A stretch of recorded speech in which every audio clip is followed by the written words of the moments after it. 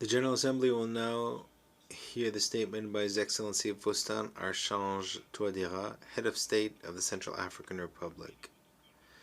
I would like to ask protocol to escort His Excellency to the rostrum.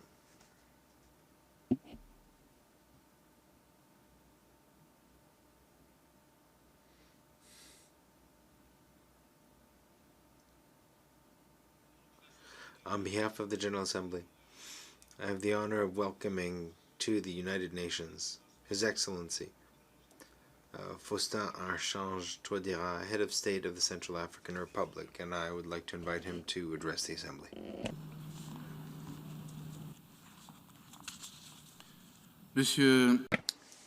Mr. President of the General Assembly, Your Excellencies, Heads of State and Government, Mr. Secretary General of the United Nations Organization, distinguished delegates, ladies and gentlemen.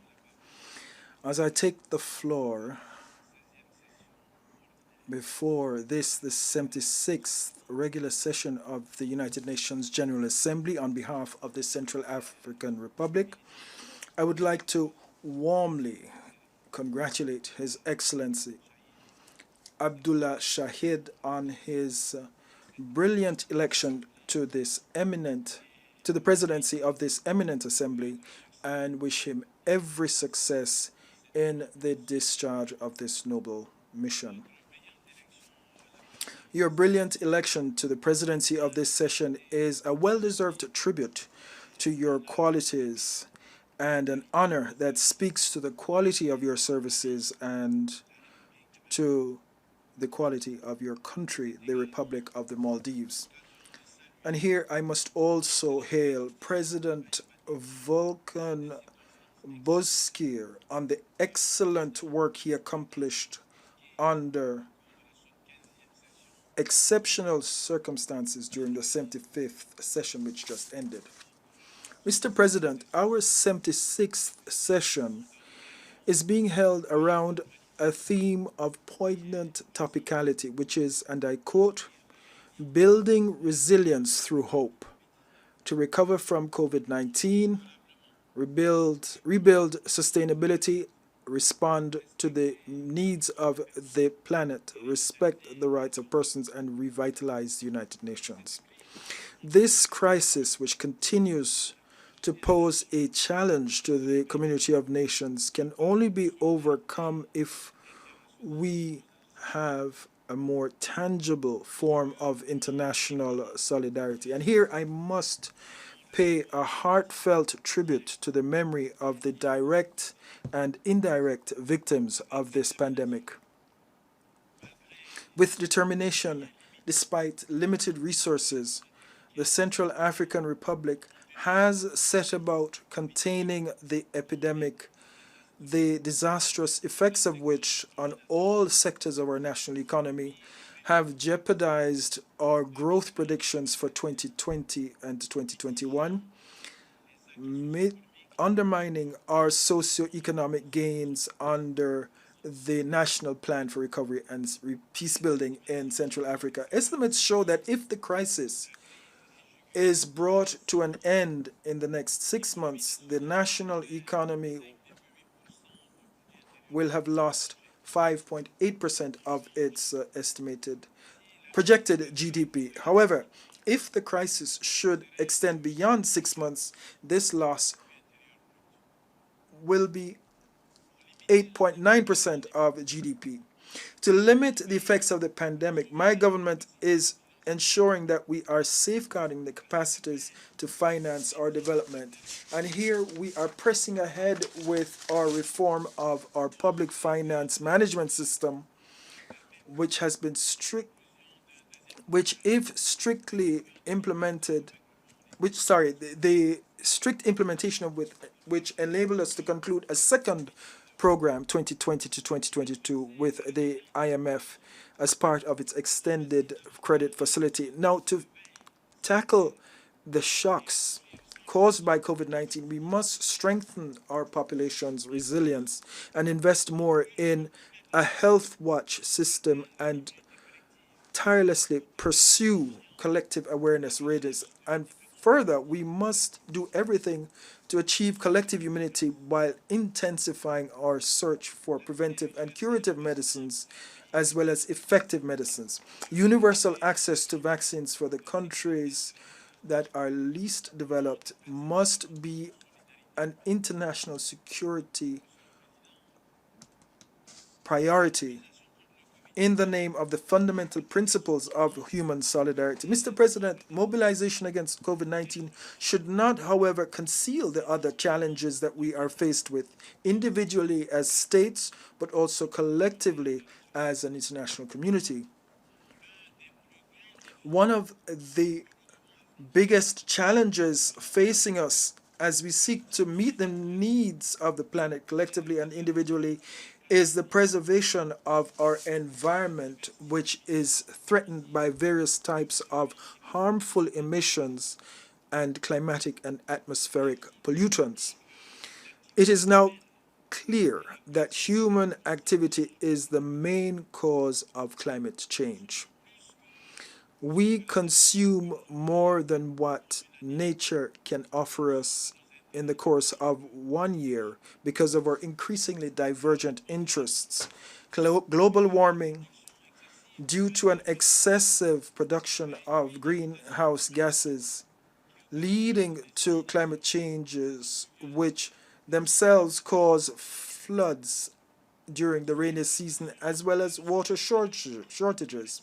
The overexploitation of fish stocks, our forestry resources and agricultural resources are exacerbating the degradation of our ecosystems. We have the historic responsibility to preserve our future generations by changing our behaviors and ensuring that we immediately roll out a governance framework that will enable us to achieve coordinated and sustainable management of our natural resources. My country has contributed modestly by coming up with a national sustainable development strategy in parallel with its definition under the CAR Vision 2050, which is part and parcel of its environmental policy letter based on investment in education and in establishing equitable environmental justice. Mr. President, these last 75 years allowed our organization to make creditable progress thanks to the intelligent pooling of our efforts. And faced with new challenges, sweeping reforms of our organs are essential for the United Nations to remain the forum par excellence for multilateralism. And to attain these reforms, one major step remains that of redressing the historic inequality which has deprived and continues to deprive the African continent of a permanent seat on the Security Council. It is here and nowhere else that the solutions that preserve peace and international security must blossom in the respect for the values, principles, and commitments enshrined in our charter. This charter, whose soul is the respect for human rights and which resonates strongly with my country, is enshrined in the preamble of our Constitution under the principle known as Zo Kwe Zo, which in our Sango language is an affirmation of the sacred nature of human beings. Our determined action to fight impunity is demonstrated by our accession to international mechanisms to protect human dignity. And as a result of this, once we received the report from MINUSCA's Human Rights Division alleging cases of violations allegedly committed by our armed forces and their allies during counteroffensives and raids on our national territory against the rebels of a would-be coalition of patriots for change, CPC, we decided immediately to shed all light possible by setting up on the 4th of May 2021 a special national commission of inquiry tasked with shedding light on the alleged serious crimes, human rights and international human right violations, international humanitarian law violations, which have been set out in our initial feedback submitted to MINUSCA. Furthermore, operationalization of the Truth, Justice, Reparation, and Reconciliation Commission is a major contribution to the success of the peace process, national reconciliation, and is complementary to our efforts to tackle impunity. My government is committed to preserving constitutional order, our commitment to democracy and building peace and stability, disarmament, demobilization, and reintegration reform under our security sector reform, and initiatives to enable the massive return of refugees and IDPs, acceleration of implementation of our post-conflict development plan, are all efforts underway in CAR, and we are now preparing for local elections, the last of which were held in 1988. Mr. President, scrupulous respect for our commitments in the political agreement for peace and reconciliation remains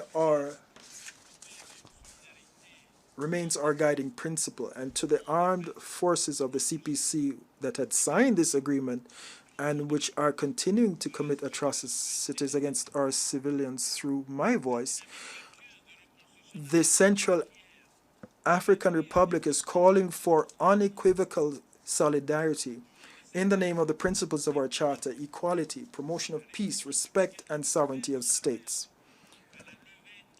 The positive momentum of national reconstruction can only be sustained if we reduce definitively the spoilers. And from this rostrum, through the sound of my voice, the Central African Republic is renewing its call for the total lifting of the embargo, which is unjustly weighing on our national army and preventing it from fulfilling its executive mission of protecting our civilian population, protecting our territory. My guiding principle remains bringing together my compatriots to prosper our Central Africa in a spirit of sharing and transcending all divides. I confirmed it by calling for civil society to attend a Republican dialogue, the results of which will contribute to strengthening the option for peace set out in the PRCA. Sir, it would be remiss of me if I closed without a tribute to the peacekeepers of MINUSCA and the allied Russian and Rwandese forces that have defended fundamental rights, democracy, and peace in Central Africa and paid the ultimate price. To all guarantors and facilitators of the peace agreement, including the African Union, ECOWAS, ICGLR, MINUSCA, and the European Union, the Central African nation expresses its abiding gratitude. To the Secretary General of the United Nations, Mr. Antonio Guterres, I wish to express my deep appreciation for his unstinting commitment to peace and development in the world, and more specifically in Central African Republic. I cherish the hope that you will remain mobilized in this endeavor, this move of international solidarity alongside the people of Central Africa, the Republic, in their quest for peace and economic recovery. I wish you every success in your work. Long live international cooperation and solidarity. Thank you. Au nom de l'Assemblée générale, je tiens... On behalf of the General Assembly, I thank the President of the Central African Republic for his statement, and I request protocol to escort His Excellency.